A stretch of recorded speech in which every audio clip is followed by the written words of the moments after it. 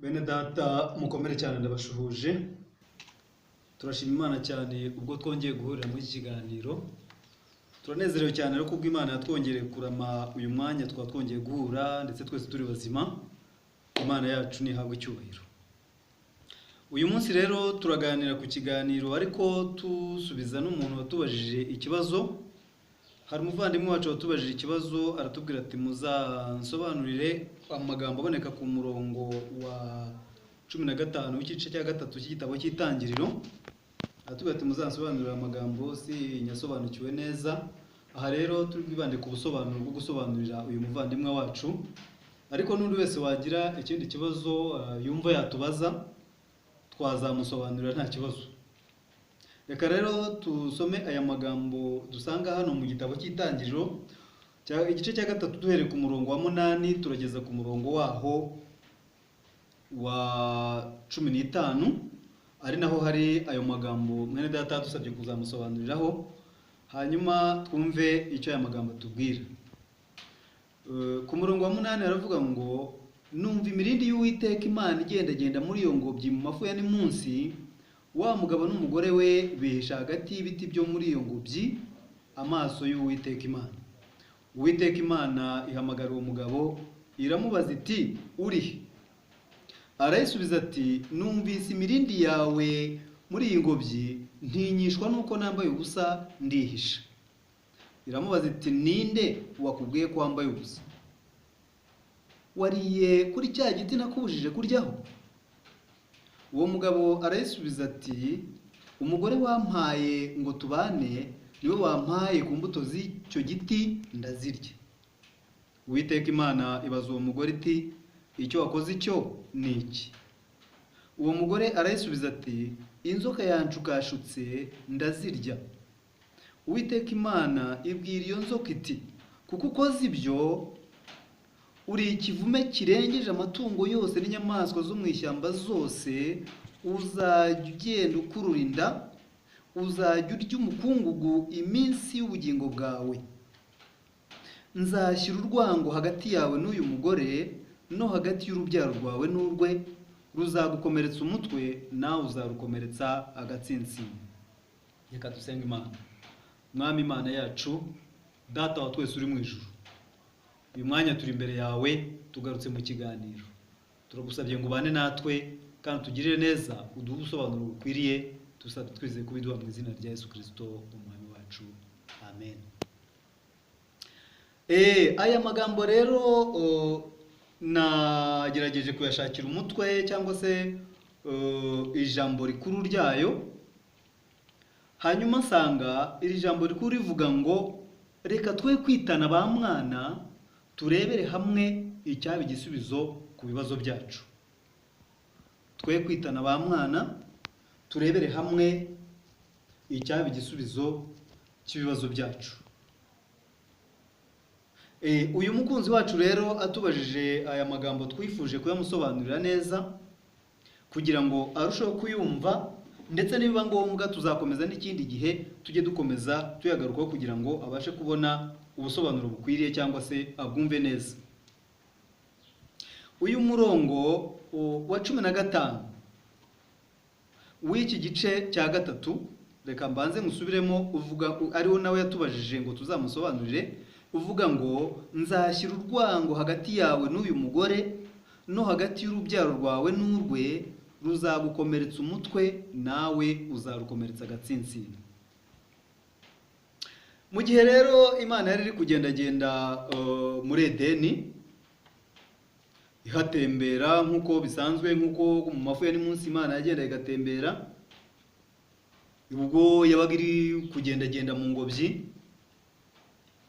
Imana yakundaga rwose Adamu na Eva kuko yari yarabashyize muri iyo ngobyi. Hari ahantu heza cyane muri Edeni, hari heza kuko aho bari nta kintu na kimwe bagomba kuhaburira, ibintu byose bagomba gukenera bagomba kubibona kandi bakabibona aho ngaho muri Edeni. Uretse ikintu kimwe gusa bari babujijwe, ari igiti cy'ubugingo cyagomba kuba kimenyekanisha icyiza n'ikibi.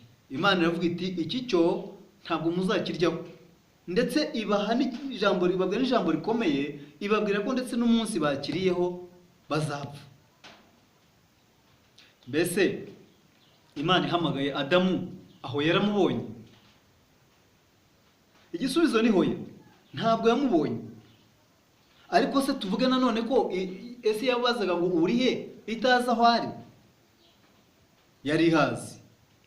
Ariko yahamagaye umwanya kugira ngo Adamu yitabe nk'uko byari bisanzwe, siko byagenze. Ahubwo Adamu yihutiye kuvuga ngo Uwiteka Imana, numvise imirindi yawe ugendagenda hano muri iyi ngobyi, ntumvise ntinyamaso yawe ndihishe. Nihishe kuko nabonye ko nambaye ubusa.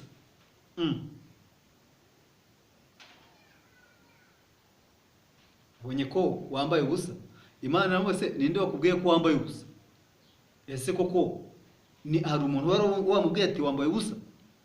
Ahubwo icyo yakoze kitari cyiza cy'uko yaratate isezerano Imana yamuhaye, cy'uko yaraciye ku ruhande rw'isezerano Imana yamuhaye, rw'ibyo yamusezeranije, akabirengaho akabikora, akajya kurya igiti Imana yamubujije.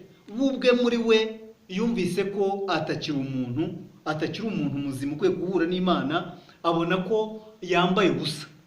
Icyaha cyamwambitse ubusa, ahita abyumva yuko atambaye, muri we abona ko atambaye, kandi koko yarabyiboneye kuko yagiye kushakisha ibyenda ibibabadodo ibicocera arambara. Ibyo byashaka kuvuga ngo hatagira ubona ubwambure. Ariko si ubwambure bwari ku mubiri gusa cyangwa bwari mu mutima imbere. Ntabwo ubwambure bwari ku mubiri gusa, ahubwo bwari no ku mutima, kuko yari yahemukiye Imana.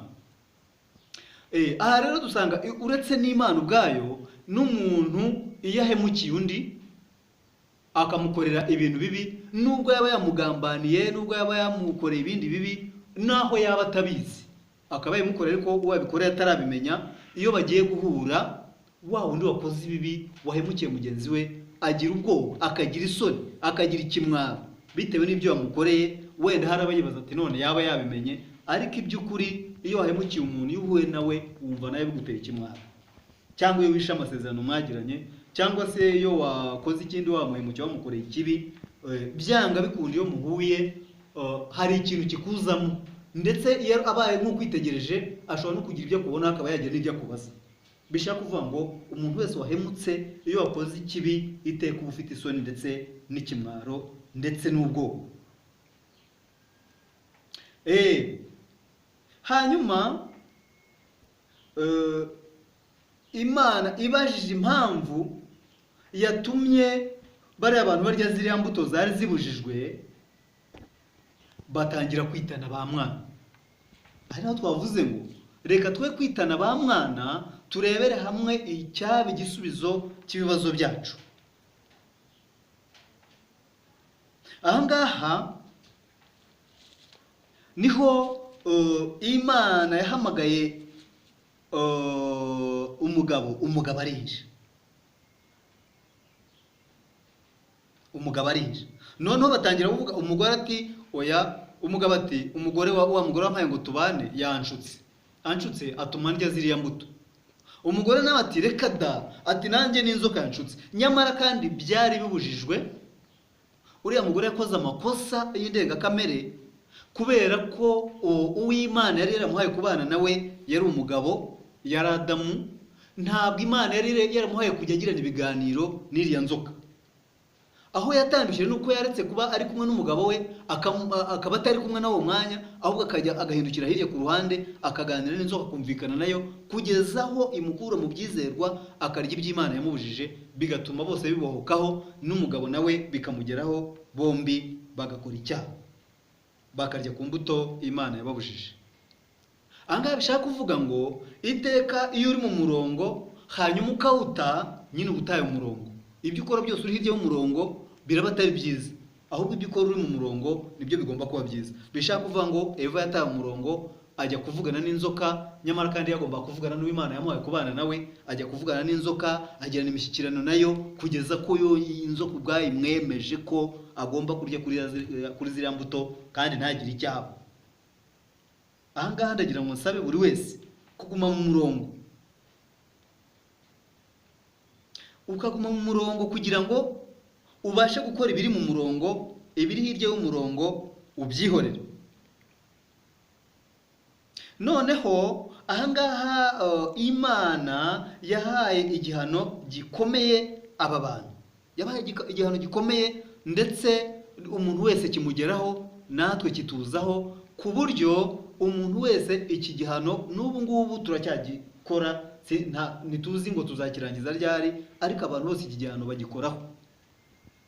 Igihano rero aricyo kiri kuri wa murongo dushaka gusobanura wa 15, yaravuze ngo dore ubwo mwakoze ibyo byose rwose pe ntabwo byanejeje, icyo ngiye gukora ni iki: nzashyira urwango hagati yawe n'uyu mugore no hagati y'urubyaro rwawe n'urwe, ruzagukomeretsa umutwe nawe uzarukomeretsa agatsintsino. Urumva ni ihangana ribonetse hagati ya rwa rubyaro rwa Eva no hagati y'urubyaro rw'inzoka cyangwa se urubyaro rwa Satani. Ni ihangana ribonetse hagati biturutse kuri Eva, biturutse ku mishyikirano, kuko yemeye kugirana imishyikirano na Satani. Noneho rero nzashyira urwango hagati yawe n'uyu mugore no hagati y'urubyaro rwawe n'urwe, ruzagukomeretsa umutwe nawe uzarukomeretsa agatsintsino. Ntabwo yavuze ko hari aho hari ukundi azabigenza, oya, yavuze yeruye ngo ruzagukomeretsa umutwe nawe uzarukomeretsa agatsintsino. Noneho aha rero turi tukibaza, ese ubu ngubu kino gihe turimo turabibona dute? Turabyibaza dute ibi ngibi? Ese aha twakwibaza tutese ubu ngubu aha duhagaze, iki gihe turimo, ibi ngibi byarabaye?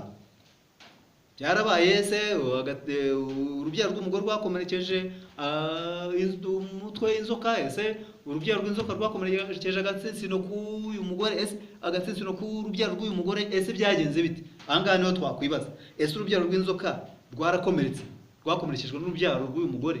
Ese urubyaro rw'uyu mugore rwakomerekejwe n'urubyaro rw'inzoka cyangwa Satani? Ahangaha iyo tugeze aha, kuko uyu mugore agereranywa n'itorero, inzoka ikaba ariyo Satani, tukavuga ngo rero ubwo ni Satani uhanganye n'itorero, agenda ahangana n'itorero. Ese ahangaha ibi byarabaye cyangwa se ntibiraba?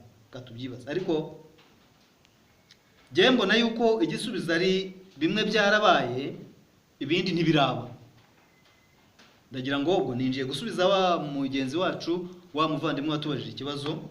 Ibi bimwe byarabaye, ibindi ntibiraba. Reka turebe uko byagenze. Urubyaro rw'uyu mugore rwarakomeretse cyane ndetse bikomeye, rurakomereka ndetse rurahungabana cyane mu gihe Yesu yabambwaga ku musaraba, agapfa, agahambwa, akamanuka ikuzimu.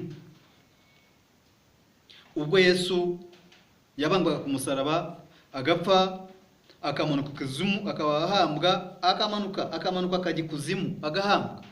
Aha niho urubyaro rw'uyu mugore rwakomeretse ndetse bikomeye cyane, kuko iyo umuntu arimo yakwigambaga hejuru, iteka anezezwa n'ibyago bikubayeho, akumva yuko ibikubayeho ari amahirwe kuri we, ari ishimwe kuri we, agomba kubinezererwa. Ahangaha niho uyu mugore yakomeretse cyane, urubyaro rw'uyu mugore rwakomeretse cyane ubwo Yesu yabambwaga ku musaraba, agapfa, agahambwa, akamanuka ikuzimu.